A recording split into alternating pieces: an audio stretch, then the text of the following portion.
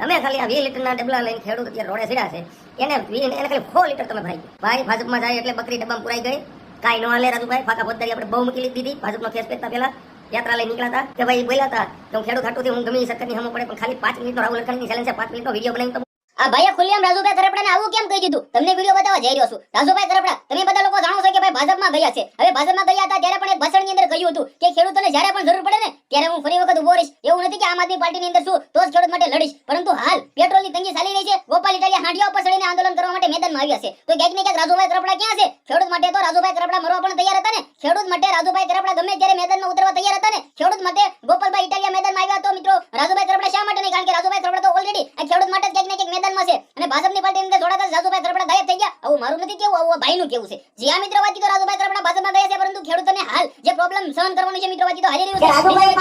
એના માટે મોટી મોટી લાઈનો લાગી રહી છે. તો રાજુભાઈ કરપડા ક્યાં છે ભાઈઓ? આવું કેવું છે ભાઈનું? પરંતુ આ ભાઈની વાત પણ સાચી છે, કારણ કે રાજુભાઈ કરપડાએ કહ્યું હતું ભાજપમાં ગયા ત્યારે પણ કહ્યું હતું. સૌપ્રથમ આ વિડિયો સાંભળો શું કહ્યું હતું તેને.